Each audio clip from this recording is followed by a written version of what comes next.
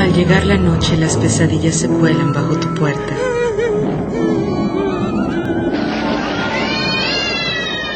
Sus espectros miran sobre tu hombro para contarte sus secretos y reclamar su trono en tu memoria. ¿Estás listo para sentir el terror? Esto es Horror Sapiens con Suspiria. El miedo es la emoción más antigua e intensa que posee el ser humano. H.P. Lovecraft. Bienvenidos a Horror Sapiens, espacio robado por Suspiria a esta frecuencia. Este mes de enero celebramos el bicentenario del nacimiento de Edgar Allan Poe con 4 relatos suyos.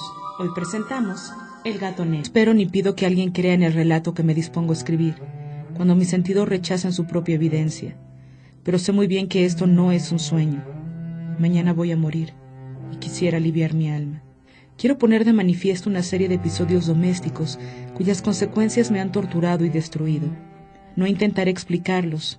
Tal vez una inteligencia más serena, más lógica y mucho menos excitable que la mía reduzca mis fantasmas a lugares comunes.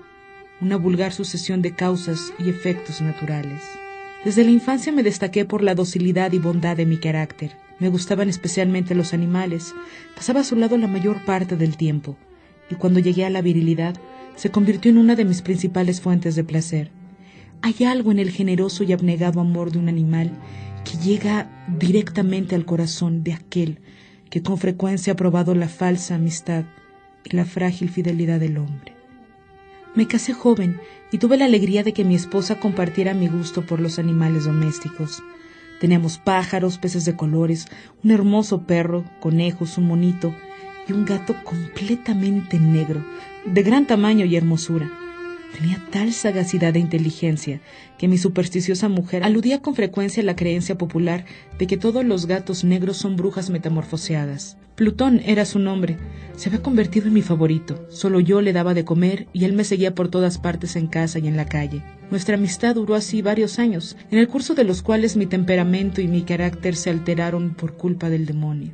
Día a día me fui volviendo más melancólico, irritable e indiferente hacia los sentimientos ajenos. Llegué incluso a hablar inmoderadamente a mi mujer e infligirle violencias personales. Mis mascotas también sintieron el cambio de mi carácter. No solo los descuidaba, sino que llegué a hacerles daño, salvo a Plutón. Mi enfermedad, mi alcoholismo, se agravaba. Finalmente el mismo Plutón, ya viejo, empezó a sufrir las consecuencias de mi mal humor. Una noche en que volví a casa completamente embriagado, noté que el gato me evitaba.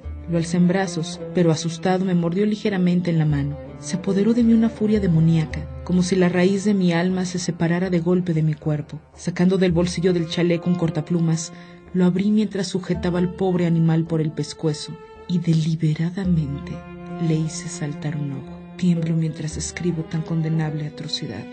Cuando la razón retornó con la mañana, sentí que el horror se mezclaba con el remordimiento ante el crimen cometido, pero pronto ahogué en vino los recuerdos de lo sucedido. El gato mejoraba poco a poco. Aunque la órbita donde faltaba el ojo presentaba un horrible aspecto, el animal no parecía sufrir ya. Se paseaba por la casa, mas huía aterrorizado al verme. Me sentía agraviado por su evidente antipatía, pero ese sentimiento no tardó en ceder paso a la irritación. Y entonces se presentó el espíritu de la perversidad. Estoy seguro de que la perversidad es uno de los impulsos primordiales del corazón humano, que dirigen el carácter del hombre. ¿Quién no se ha sorprendido a sí mismo cometiendo una acción tonta o malvada por la simple razón de saber que no debía cometerla? ¿No hay en nosotros una tendencia permanente a transgredir lo que constituye la ley? El insondable anhelo que tenía mi alma de vejarse a sí misma, de violentar su propia naturaleza, de hacer el mal por el mal mismo, me incitó a continuar y finalmente a consumar el suplicio que había infligido a la inocente bestia. Una mañana, obrando a sangre fría, le pasé un lazo por el pescuezo y lo ahorqué en la rama de un árbol. Lo ahorqué, mientras las lágrimas manaban de mis ojos y el más amargo remordimiento me apretaba el corazón. Lo ahorqué porque recordaba que me había querido, porque estaba seguro de que no me había dado motivo para matarlo. Lo ahorqué porque sabía que al hacerlo cometí un pecado mortal que comprometería mi alma hasta llevarla, si ello fuera posible, más allá del alcance de la infinita misericordia de Dios. Esa noche me despertaron gritos de incendio. Las cortinas de mi cama eran una llama viva y toda la casa ardía. Con gran dificultad escapamos mi mujer, un sirviente y yo.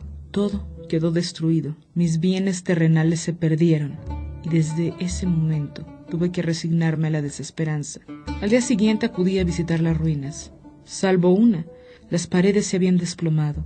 El que quedaba en pie era un tabique divisorio de poco espesor, situado en el centro de la casa, y contra el cual se apoyaba antes la cabecera de mi lecho. Una muchedumbre se había reunido frente a la pared y parecían examinar parte de la misma con gran atención y detalle. Al aproximarme, vi que en la blanca superficie, grabada como un bajorrelieve, aparecía la imagen de un gigantesco gato con una soga alrededor de su pescuezo. Al descubrir esta aparición, me dominaron el asombro y el terror, pero la reflexión vino en mi ayuda. Había ahorcado al gato en un jardín contiguo a la casa. Al producirse la alarma del incendio, la multitud había invadido el jardín. Alguien debió de cortar la soga y tirar al gato en mi habitación por la ventana abierta, tratando de despertarme. Probablemente la caída de las paredes comprimió a la víctima de mi crueldad, que junto con la acción de las llamas y el amoníaco del cadáver, produjo la imagen que acababa de ver. Si bien en esta forma quedó satisfecha mi razón, no fue así con mi conciencia. Durante meses no pude librarme del fantasma del gato y me dominó el remordimiento, por lo que busqué algún gato de su apariencia para ocupar su lugar. Estaba una noche borracho en una taberna infame, cuando advertí un gato negro muy grande, tan grande como Plutón, y absolutamente igual a este, salvo un detalle. Este gato mostraba una vasta, aunque indefinida mancha blanca que le cubría casi todo el pecho. Era sin duda el animal que estaba buscando. Lo acaricié, y al volver a casa el animal me siguió y se convirtió en el gran favorito de mi mujer. Por mi parte, pronto sentí nacer en mí una antipatía hacia aquel animal. Su marcado cariño por mí me disgustaba hasta alcanzar la amargura del odio. Evitaba su detestable presencia, como si fuera una emanación de la peste. El cariño del gato por mí pareció aumentar en el mismo grado que mi aversión. Seguía mis pasos donde quiera que me sentara, venía a ovillarse bajo mi silla o saltaba a mis rodillas. Si caminaba, clavaba sus largas y afiladas uñas en mis ropas para poder trepar hasta mi pecho. En esos momentos me sentía paralizado por el recuerdo de mi primer crimen. Pero sobre todo, quiero confesarlo, por un espantoso temor al animal. El espanto que aquel animal me inspiraba era intensificado por la mancha blanca de su pecho, que aunque me había parecido informe en un inicio, parecía asumir la imagen del patíbulo. Ni de día ni de noche pude ya gozar de la bendición del reposo. De día no me dejaba un instante solo. De noche despertaba hora a hora de los más horrorosos sueños para sentir el ardiente aliento de la cosa en mi rostro y su terrible peso apoyado eternamente sobre mi corazón. Bajo el agobio de tormentos semejantes, sucumbió en mí lo poco que me quedaba de bueno. Solo los malos pensamientos disfrutaban ya de mi intimidad, los más tenebrosos, los más perversos pensamientos. La melancolía habitual de mi humor creció hasta convertirse en aborrecimiento de todo lo que me rodeaba y de la entera humanidad. Y mi pobre mujer, que de nada se quejaba, llegó a ser la habitual y paciente víctima de los repentinos y frecuentes arrebatos de ciega cólera que me abandonaba. Cierto día, para cumplir una tarea doméstica, me acompañó al sótano de la vieja casa donde nuestra pobreza nos obligaba a vivir. El gato me siguió mientras bajaba la empinada escalera y estuvo a punto de hacerme caer al meterse entre mis piernas, lo cual me exasperó hasta la locura. Alzando un hacha descargué un golpe que hubiera matado instantáneamente al animal de haberlo alcanzado, pero la mano de mi mujer detuvo su trayectoria. Entonces, llevado por su intervención una rabia más que demoníaca, me zafé de su abrazo y le hundí el hacha en la cabeza. Sin un solo quejido, cayó muerta a mis pies. Cumplido ese espantoso asesinato, me entregué al punto y con toda sangre fría a la tarea de ocultar el cadáver. Sabía que era imposible sacarlo de la casa, tanto de día como de noche, sin correr el riesgo de que algún vecino me observara. Pensé en descuartizar el cuerpo y quemar los pedazos. Luego se me ocurrió cavar una tumba en el piso del sótano. Pensé también si no convenía arrojar el cuerpo al pozo del patio o meterlo en un cajón y llamar a un mozo de cordel para que lo retirara de la casa. Pero decidí emparedar el cadáver en el sótano, tal como se dice que los monjes de la Edad Media emparedaban a sus víctimas. El sótano se adaptaba bien a este propósito.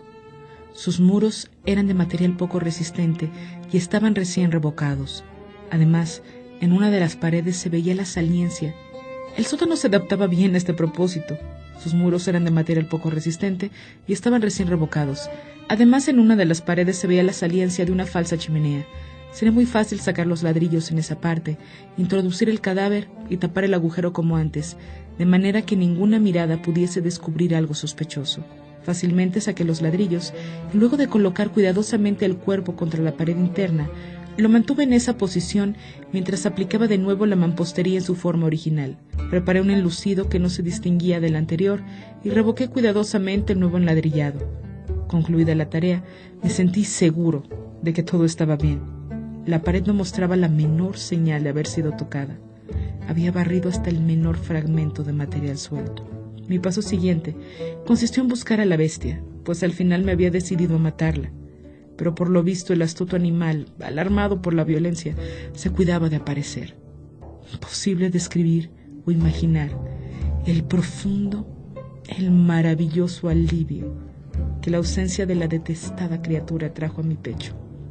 No se presentó aquella noche, y por primera vez desde su llegada a la casa, pude dormir profunda y tranquilamente, aún con el peso del crimen sobre mi alma. Pasaron el segundo y el tercer día, y mi atormentador no volvió. Una vez más respiré como un hombre libre. Aterrado, el monstruo había huido de casa para siempre. Ya no volvería a contemplarlo. Gozaba de una suprema felicidad, y la culpa de mi negra acción me preocupaba muy poco. Se practicaron algunas averiguaciones, a las que no me costó mucho responder.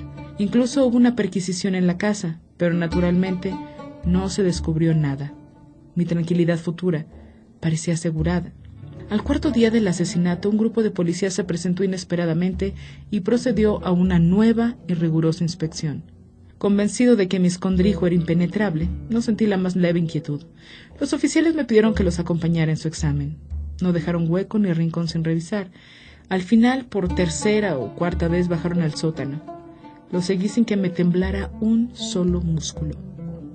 Mi corazón latía tranquilamente, había cruzado los brazos sobre el pecho. Los policías estaban completamente satisfechos y se disponían a marcharse. La alegría de mi corazón era demasiado grande para reprimirla y decidí decir algo. «Caballeros, me alegro mucho de haber disipado sus sospechas. Les deseo felicidad y un poco más de cortesía. Dicho sea de paso, esta casa está muy bien construida. Estas paredes ¿ya se marchan? Tienen una gran solidez». Y arrastrado por mis propias bravatas, golpeé fuertemente con el bastón que llevaba en la mano sobre la pared del enladrillado, tras la cual se hallaba el cadáver de la esposa de mi corazón. Que Dios me proteja y me libre de las garras del demonio. Apenas había cesado el eco de mi golpe, cuando una voz respondió desde dentro de la tumba. Un quejido, sordo y entrecortado al comienzo, creció rápidamente hasta convertirse en un largo, agudo y continuo alarido, anormal, inhumano, un clamor de lamentación como solo puede haber brotado en el infierno de la garganta de los condenados en su agonía y de los demonios exultantes en la condenación. Presa de vértigo, fui tambaleándome hasta la pared opuesta. Por un instante el grupo de hombres en la escalera quedó paralizado por el terror. Luego, una docena de robustos brazos atacaron la pared. El cadáver apareció de pie ante los ojos de los espectadores. Sobre su cabeza, con la roja boca abierta y el único ojo como de fuego, estaba agazapada la horrible bestia, cuya astucia me había inducido al asesinato y cuya voz delatadora me entregaba al verdugo. Había emparedado al monstruo en la tumba. El gato negro. Edgar Allan Poe. En cabina, Ana Hernández. Producción, Omar Rodríguez. Edición, Robert. Dirección artística, Mauricio Svanstrom. Voz y texto, Suspiria. La canción... Esto fue Horror Sapiens. Horror Sapiens con Suspiria. Horror Sapiens.